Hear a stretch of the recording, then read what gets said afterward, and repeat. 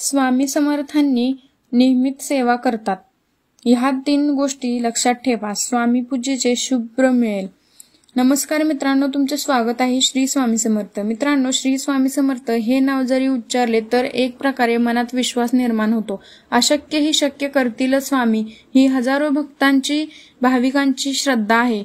हे स्वामींवरील श्रद्धा, स्वामींवरील विश्वास आणि स्वामींनी दिलेले अनुभव यामुळे कोट्याधिक भाविक स्वामींची नित्य नियमाने सेवा, उपासना, नामस्मरण, पूजा करत असतात। अक्कलकोटला जाऊन नियमितपणे दर्शन घेणारे भाविक भरपूर आहेत, परंतु स्वामींची नियमित नित्य सेवा करत असाल तर काही गोष्टी अशक्य अवश्य लक्षात ठेवण्याची गरज आहे। या गोष्टी आचरणात आणल्यास स्वामी पूजा आणि स्वामी सेवेचे शुभ फळ अधिक चांगल्या पद्धतीने मिळू शकते, अशी मान्यता असल्याने सांगितले जाते। मित्रांनो, आपण अनेकदा सेवा, उपासना, नामस्मरण करत बसलो तरी त्याचे फळ मिळत नाही। ह्याबाबत मनात शंका निर्माण होतात, असे वाटू लागते अवश्य गोष्टी सातत्याने घडू लागल्या नकारात्मकता निर्माण होऊ लागते। मात्र असे घडत असेल तर स्वामींवरील विश्वास कायम ठेवावा, असा सल्ला दिला जातो। आपण जे करतो ते अधिकाधिक प्रामाणिकपणे करावे लागते असे सुद्धा सांगितले जाते। तसेच आपल्याकडून काही चुका होत नाहीत याबाबत आपण चिंता करून स्वामी सेवा सुरू ठेवावी।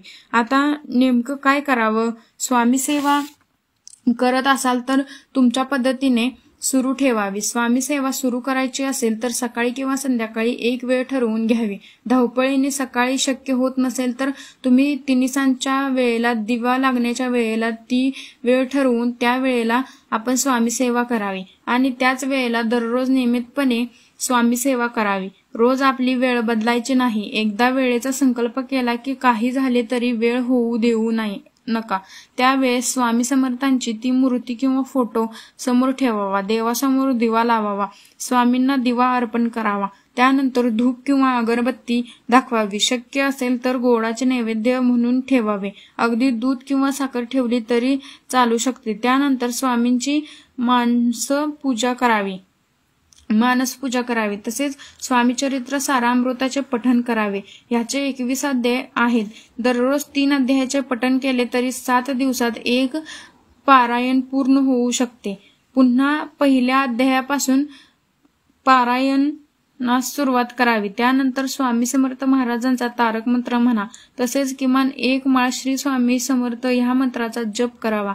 एकापेक्षा अधिक माळ जपली तरी उत्तम, परंतु यथाशक्ती जप स्मरण करावे। अशक्य तितक्या काळांपर्यंत ही सेवा सुरू ठेवावी। शक्यतो ही सेवा अखंडपणे करावी, खंड पडू देऊ नका। काही अपरिहार्य कारणास्तव सेवेत खंड पडल्यास स्वामी समर्थांची मनापासून क्षमा याचना करावी। तसेच पुन्हा संकल्प करून पुन्हा सेवा करावी। सर्वात महत्त्वाचे म्हणजे स्वामींवर दृढ विश्वास ठेवावा। जेव्हाही सेवा करताना निशंक मनाने सेवा करावी। कोणत्याही किंतु मनात ठेवू नये आणि इच्छा पूर्ण होतात।